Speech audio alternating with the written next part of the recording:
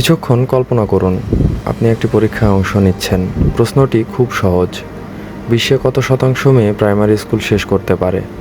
আপনার সামনে তিনটি অপশান। অপশান 1 20%, অপশান 2 40% এবং অপশান 3 60%। বেশিরভাগ মানুষ 20 বা 40% বেছে নেয়, কিন্তু সত্যটা হলো প্রায় 60% মেয়ে আজ প্রাইমারি স্কুল শেষ করছে। এখন আরেকটি প্রশ্ন, গত 20 বছরে পৃথিবীতে চরম দারিদ্র্যের হার কি হয়েছে? অনেকে মনে করে দারিদ্র্য বেড়েছে অথবা একই আছে, কিন্তু বাস্তবতা হলো চরম দারিদ্র্য প্রায় অর্ধেকে নেমে এসেছে। এখন প্রশ্নটা আরও গভীর হয়ে যায়, যদি পৃথিবী অনেক ক্ষেত্রে উন্নতি করে থাকে, তাহলে কেন আমরা মনে করি পৃথিবী আগের চেয়ে খারাপ? কেন শিক্ষিত মানুষও পৃথিবী সম্পর্কে এত ভুল ধারণা রাখে? এই প্রশ্নের উত্তর খুঁজতে গিয়েই সুইডিশ ডাক্তার ও গবেষক হান্স রসলিং লিখেছিলেন তার বিখ্যাত বই ফ্যাক্টফুলনেস। এই বইয়ের মূল ধারণা খুবই শক্তিশালী। মানুষ পৃথিবী সম্পর্কে ভুল ভাবে, কারণ মানুষ তথ্য দিয়ে নয়, প্রবৃত্তি দিয়ে চিন্তা করে। স্টিংক্ট মানে কি? ইংরেজি শব্দ স্টিংক্টের বাংলা অর্থ হলো প্রবৃত্তি। প্রবৃত্তি মানে এমন একটি স্বাভাবিক মানসিক প্রক্রিয়া যা আমরা না ভেবেই ব্যবহার করি, যেমন ভয় পেলে পালিয়ে যাওয়া, হঠাৎ শব্দ শুনলে চমকে ওঠা। এই প্রবৃত্তিগুলো আমাদের বিবর্তনের অংশ। অনেক ক্ষেত্রে এগুলো আমাদের বাঁচিয়ে রেখেছে, কিন্তু আধুনিক পৃথিবীতে এই একই প্রবৃত্তিগুলো অনেক সময় আমাদের ভুল সিদ্ধান্তে নিয়ে যায়। হান্স রসলিং দেখিয়েছেন মানুষের এমন 10টি মানসিক প্রবৃত্তি আছে যেগুলোর কারণে আমরা পৃথিবী সম্পর্কে ভুল ধারণা তৈরি করি। এখন আমরা সেই প্রবৃত্তিগুলো একে একে বুঝব।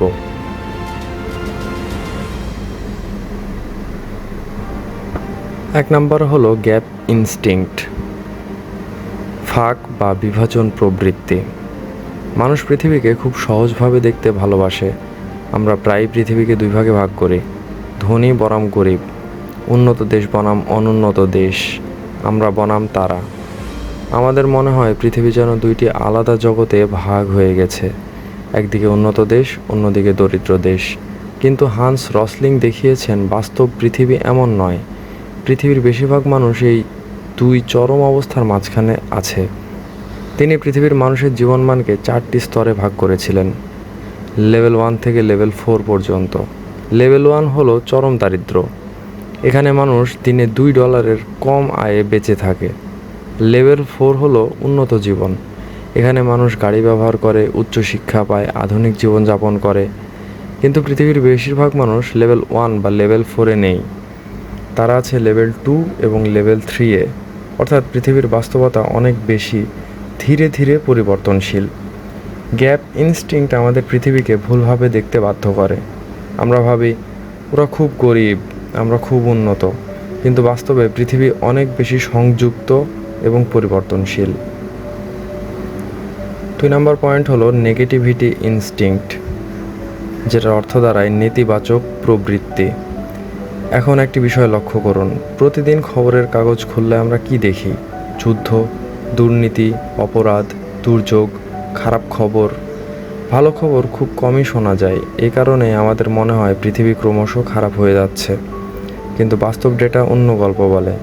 গত 2 শতকে পৃথিবীতে কিছু বিশাল পরিবর্তন হয়েছে। গড় আয়ু বেড়েছে, শিশু মৃত্যুর হার ব্যাপকভাবে কমেছে, দারিদ্র্য নাটকীয়ভাবে কমেছে, শিক্ষার হার বেড়েছে। অর্থাৎ পৃথিবী ধীরে ধীরে উন্নতি করছে। তবুও আমরা কেন মনে করি পৃথিবী খারাপ হয়ে যাচ্ছে? কারণ মানুষের মস্তিষ্ক খারাপ খবর বেশি মনে রাখে। এটা আমাদের বিবর্তনের অংশ। প্রাচীনকালে বিপদ চিনতে পারা ছিল বেঁচে থাকার জন্য গুরুত্বপূর্ণ, তাই আমাদের মস্তিষ্ক খারাপ ঘটনাকে বেশি গুরুত্ব দেয়। কিন্তু আধুনিক বিশ্বে এই প্রবৃত্তি আমাদের বাস্তবতা বুঝতে বাধা দেয়। 3 নম্বরে রয়েছে স্ট্রেট লাইন ইনস্টিংক্ট, সোজা রেখা প্রবৃত্তি। মানুষ একটি বড় ভুল করে। আমরা প্রায় ধরে নিই একটি প্রবণতা যেভাবে চলছে সেভাবেই চলতে থাকবে। উদাহরণ হিসেবে ধরুন জনসংখ্যা। পৃথিবীর জনসংখ্যা দ্রুত বাড়ছে। অনেকে মনে করে এ বৃদ্ধি কখনো থামবে না, কিন্তু বাস্তবতা ভিন্ন। অনেক দেশে জন্মহার ইতিমধ্যে কমে গেছে, জনসংখ্যা বৃদ্ধির গতি ধীরে ধীরে কমছে। অনেক গ্রাফ সোজা রেখা নয়, অনেক গ্রাফ বাঁকানো। কিছু দ্রুত বাড়ে, কিছু ধীরে হয়, কিছু একসময় স্থির হয়ে যায়, কিন্তু স্ট্রেট লাইন ইনস্টিংক্ট আমাদের এই জটিল বাস্তবতা বুঝতে দেয় না। এখানেই শেষ নয়, মানুষের মস্তিষ্কে আরও কিছু শক্তিশালী প্রবৃত্তি কাজ করে, যেগুলো আমাদের পৃথিবী সম্পর্কে ভুল ধারণা তৈরি করে। ভয় আমাদের বিচারকে প্রভাবিত করে, বড় সংখ্যা আমাদের বিভ্রান্ত করে। আমরা অনেক সময় একটি উদাহরণ দিয়ে পুরো পৃথিবীকে বিচার করি। এই সব প্রবৃত্তি মিলেই তৈরি হয় আমাদের ভুল বিশ্বদৃষ্টি, এবং এ কারণেই ফ্যাক্টফুলনেস বইটি এত গুরুত্বপূর্ণ, কারণ এটি আমাদের শেখায় কীভাবে আবেগ নয়, তথ্য দিয়ে পৃথিবীকে দেখতে হয়।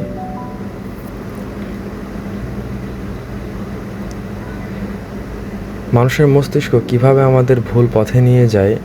আমরা প্রায়ই মনে করি মানুষ খুব যুক্তিবাদী প্রাণী। আমরা ভাবি আমরা সিদ্ধান্ত নেই তথ্য দেখে, বিশ্লেষণ করে, যুক্তি দিয়ে, কিন্তু বাস্তবে মানুষের মস্তিষ্ক অনেক সময় আবেগ দ্বারা চালিত হয়। আমাদের মস্তিষ্ক দ্রুত সিদ্ধান্ত নিতে চায়, এবং সেই দ্রুত সিদ্ধান্ত নেওয়ার জন্য এটি শর্টকাট ব্যবহার করে। এই শর্টকাটগুলোই হলো সেই মানসিক প্রবৃত্তি যেগুলো সম্পর্কে হান্স রসলিং তার বইতে আলোচনা করেছেন। এখন আমরা 4 নম্বর বিষয়টি নিয়ে কথা বলবো, যেটা হচ্ছে ফিয়ার ইনস্টিংক্ট বা ভয়ের প্রবৃত্তি। মানুষের সবচেয়ে শক্তিশালী আবেগগুলোর মধ্যে একটি হলো ভয়। প্রাচীনকালে এই ভয় আমাদের বাঁচিয়ে রাখত। যদি জঙ্গলে হঠাৎ কোনো শব্দ হতো, আমাদের পূর্বপুরুষরা পালিয়ে যেত, কারণ হয়তো সেটি ছিল কোনো প্রাণীর হিংস্র কোনো শব্দ। যারা দ্রুত ভয় পেত এবং পালিয়ে যেত তারা বেঁচে থাকতো, যারা ভয় পেত না তারা অনেক সময় মারা যেত। এই কারণেই মানুষের মস্তিষ্ক ভয়ের প্রতি খুব সংবেদনশীল। কিন্তু আধুনিক পৃথিবীতে এই একই প্রবৃত্তি অনেক সময় আমাদের ভুল ধারণা দেয়। ধরুন বিমান দুর্ঘটনার কথা। যখন কোনো বিমান দুর্ঘটনা ঘটে, সেটা বড় খবর হয়। টিভি চ্যানেলগুলো বারবার সেই খবর দেখায়। মানুষ তখন মনে করতে শুরু করে বিমান খুব বিপজ্জনক। কিন্তু বাস্তবতা কি? বাস্তবে গাড়ি দুর্ঘটনায় মৃত্যুর সম্ভাবনা বিমানের চেয়ে অনেক বেশি।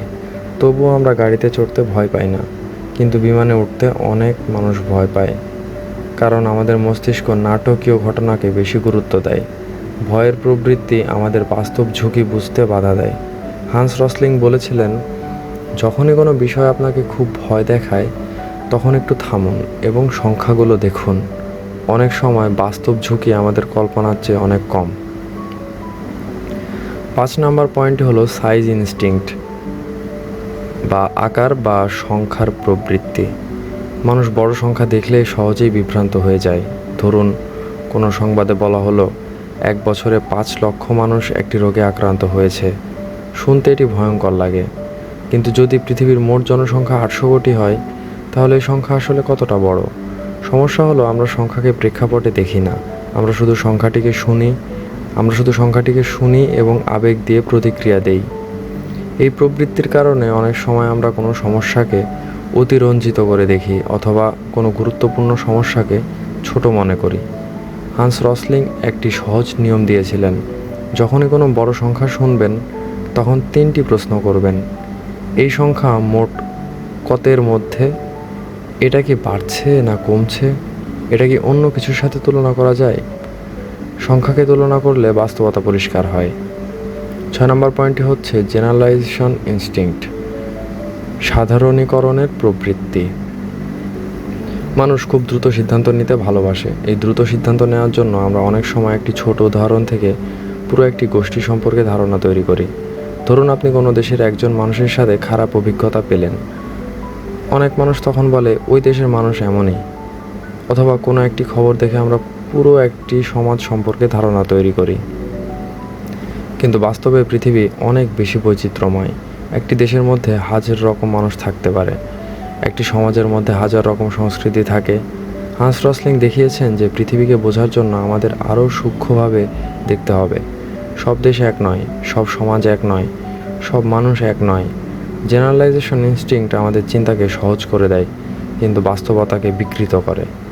7 নম্বর পয়েন্টটি হলো ডেস্টিনি ইনস্টিংক্ট, নিয়তির প্রবৃত্তি। অনেক মানুষ মনে করে কিছু দেশ বা সংস্কৃতি কখনো পরিবর্তন হয় না। আমরা প্রায়ই বলি ওই দেশ সবসময় দরিদ্র থাকবে, ওই সমাজ কখনো উন্নত হবে না। এই ধারণাটি হলো ডেস্টিনি ইনস্টিংক্ট। অর্থাৎ আমরা মনে করি মানুষের ভাগ্য বা একটি দেশের ভবিষ্যৎ স্থির হয়ে আছে। কিন্তু ইতিহাস অন্য গল্প বলে। একসময় দক্ষিণ কোরিয়া ছিল খুব দরিদ্র দেশ। আজ এটি বিশ্বের অন্যতম প্রযুক্তিগতভাবে উন্নত দেশ। একসময় সিঙ্গাপুর ছিল ছোট একটি বন্দর শহর। আজ এটি বিশ্বের অন্যতম সমৃদ্ধ অর্থনীতি। অর্থাৎ সমাজ পরিবর্তন হয়, দেশ পরিবর্তন হয়, মানুষ পরিবর্তন হয়। ডেস্টিনি ইনস্টিংক্ট আমাদের এই পরিবর্তন দেখতে বাধা দেয়। আমরা অতীত দেখে ভবিষ্যৎ বিচার করি, কিন্তু পৃথিবী সবসময় পরিবর্তনের মধ্য দিয়ে এগিয়ে যায়। এই পর্যন্ত এসে আমরা একটি গুরুত্বপূর্ণ বিষয় বুঝতে শুরু করি।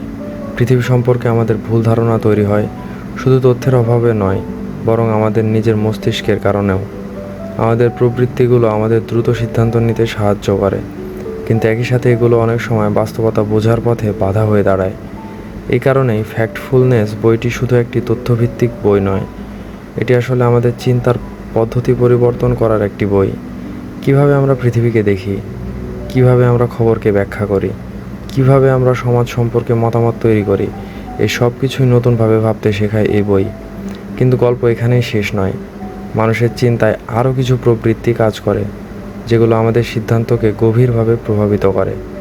কখনো কখনো আমরা একটি মাত্র দৃষ্টিভঙ্গিতে আটকে যাই, কখনো আমরা সমস্যার জন্য দ্রুত কাউকে দোষ দিই, কখনো আমরা তাড়াহুড়া করে সিদ্ধান্ত নিতে চাই। এই প্রবৃত্তিগুলো বুঝতে পারলে আমরা সত্যিই পৃথিবীকে নতুনভাবে দেখতে শুরু করি, এবং ঠিক এই জায়গাতেই শুরু হয় বইটির শেষ এবং সবচেয়ে গুরুত্বপূর্ণ অংশ। এতক্ষণ পর্যন্ত আমরা যে ইনস্টিংক্টগুলো নিয়ে কথা বলেছি, এর বাইরেও এই বইটিতে লেখক আরও 3টি ইনস্টিংক্ট সম্পর্কে আমাদের পরিষ্কারভাবে ধারণা দিয়েছেন। এখন আমরা 8 নাম্বার ইনস্টিংক্ট সম্পর্কে জানতে চেষ্টা করব। 8 নাম্বার পয়েন্টটি হলো সিঙ্গেল পার্সপেক্টিভ ইনস্টিংক্ট, যেটার অর্থ দাঁড়ায় একক দৃষ্টিভঙ্গি প্রবৃত্তি। আমরা প্রায়ই একটি সমস্যা বোঝার জন্য একটি মাত্র দৃষ্টিভঙ্গি ব্যবহার করি। ধরা যাক কোনো দেশের দারিদ্র্যের সমস্যা নিয়ে আলোচনা করছি। কেউ বলে সমস্যার সব কারণ হলো সেই দেশের সরকার। অন্য কেউ বলে সব সমস্যা হলো সংস্কৃতি বা ধর্মের কারণে। আমরা তখন একক দৃষ্টিভঙ্গি ধরে ফেলি, মনে করি প্রতিটি সমস্যার সমাধান শুধু একটাই দিক থেকে আসে। কিন্তু বাস্তবে পৃথিবীর সমস্যাগুলো জটিল। এগুলোতে অর্থনীতি, রাজনীতি, শিক্ষা, স্বাস্থ্য, প্রযুক্তি সবই একসাথে কাজ করে। হান্স রসলিং দেখিয়েছেন, যদি আমরা শুধু একটি দিক দিয়ে দেখি তাহলে আমরা ভুল সিদ্ধান্ত নেব। শিক্ষণীয় শিক্ষা: সমস্যা বোঝার জন্য বহুমুখী দৃষ্টিভঙ্গি দরকার। একটি দিক কখনো পুরো সত্য বোঝায় না। 9 নম্বর পয়েন্ট হলো ব্লেম ইনস্টিংক্ট, দোষারোপ প্রবৃত্তি। কোনো সমস্যা দেখা দিলে আমরা প্রায়ই প্রথম কাজ হলো কাউকে দোষ দেওয়া। কোনো সমস্যা দেখা দিলে আমাদের প্রায়ই প্রথম কাজ হলো কাউকে দোষ দেওয়া। দেখুন, যদি কোনো দুর্যোগ ঘটে বা কোনো স্বাস্থ্য সংকট হয়, আমরা দ্রুত খুঁজতে থাকি কার দোষ। কিন্তু বাস্তবে অনেক বড় সমস্যা হলো বিভিন্ন কারণের সমষ্টি। প্রচলিত ব্যবস্থা, ইতিহাস, সামাজিক কাঠামো সবই জড়িত থাকে। হান্স রসলিং বলেছেন, দোষারোপ প্রবৃত্তি আমাদের মূল কারণ বুঝতে বাধা দেয়। উদাহরণ: দারিদ্র্য শুধু কোনো সরকারের দোষ নয়, এটি সমাজ, অর্থনীতি, শিক্ষা, ইতিহাস সব কিছুর সংমিশ্রণ। শিক্ষণীয় শিক্ষাটা কি? ব্যক্তিকে দোষ দেওয়ার চেয়ে পদ্ধতিগত কারণ বোঝা গুরুত্বপূর্ণ। 10 নম্বর পয়েন্ট হলো আর্জেন্সি ইনস্টিংক্ট, তাড়াহুড়ো প্রবৃত্তি। মানুষের মন দ্রুত সিদ্ধান্ত নিতে চায়। এটি প্রায়ই তাড়াহুড়োর মধ্যে হয়। যখন আমরা ভাবি এখনই সিদ্ধান্ত নিতে হবে, আমরা প্রায়ই ডেটা বিশ্লেষণ করি না, পুরো ছবি দেখি না, কিন্তু শুধুই দ্রুত প্রতিক্রিয়া দেই। এই প্রবৃত্তি বড় সমস্যার ক্ষেত্রে বিপজ্জনক। বড় সিদ্ধান্তে তাড়াহুড়ো করলে ভুল হওয়ার সম্ভাবনা অনেক বেশি। এখান থেকে আমরা কি শিখতে পারি? বড় সমস্যার ক্ষেত্রে ধৈর্য ধরুন, ডেটা বিশ্লেষণ করুন, সব দিক থেকে পরিস্থিতি দেখুন। ফ্যাক্টফুলনেস বইয়ের মূল শিক্ষা। ফ্যাক্টফুলনেস মানে কি? এটি মানে হলো পৃথিবীকে ডেটা এবং বাস্তবতা ভিত্তিক দৃষ্টিতে দেখা, নাকি আবেগ, অনুমান বা মিডিয়ার ভুল তথ্যের ভিত্তিতে। হান্স রসলিং আমাদের শিখিয়েছেন, পৃথিবী আগের চেয়ে অনেক উন্নত হয়েছে। চরম দারিদ্র্য কমেছে, শিশু মৃত্যু কমেছে, শিক্ষার হার বেড়েছে, গড় আয়ু বেড়েছে। কিন্তু আমাদের মস্তিষ্কের প্রবৃত্তি, যেমন নেতিবাচকতা, ভয়, দোষারোপ, সবই আমাদের ভুল ধারণা তৈরি করে। বইটি আমাদের শেখায়, তথ্য দিয়ে পৃথিবী দেখো, অনুমান নয়। বড় সংখ্যা শুনলে প্রেক্ষাপট দেখো। সমস্যার কারণ বুঝতে বহুমুখী দৃষ্টিভঙ্গি নাও। তাড়াহুড়ো করে সিদ্ধান্ত নিও না। এটা শুধু একটি বই নয়, এটি একটি মানসিক প্রশিক্ষণ যা আমাদের শেখায় কিভাবে সঠিকভাবে পৃথিবী বুঝতে হয়। ভাবুন তো, আপনি যদি সব কিছু তথ্যভিত্তিকভাবে দেখেন, তাহলে আপনি কেবল নিজের সিদ্ধান্তই সঠিক নেবেন না, আপনি অন্যদেরও সাহায্য করতে পারবেন। পৃথিবী নিখুঁত নয়, সমস্যা আছে, কিন্তু এটি আগের যে কোনো সময়ের তুলনায় অনেক উন্নত। হান্স রসলিং বলেছেন, বিশ্ব একদিকে সমস্যায় ভরা, কিন্তু অন্যদিকে এটি ধীরে ধীরে উন্নতও হচ্ছে। ফ্যাক্টফুলনেস শেখায় কিভাবে আমরা ভয়, অনুমান এবং ভুল প্রবৃত্তি ছেড়ে তথ্যভিত্তিক সিদ্ধান্ত নিতে পারি। এই বইটি পড়লে আপনি কেবল পৃথিবীর তথ্যই জানবেন না, আপনি পৃথিবীকে দেখতে এবং বোঝার দৃষ্টিভঙ্গিও পরিবর্তন করবেন। এবং সেই দৃষ্টিভঙ্গি এটি মানুষকে আরও শিক্ষিত, যুক্তিবাদী এবং মানবিক করে তোলে।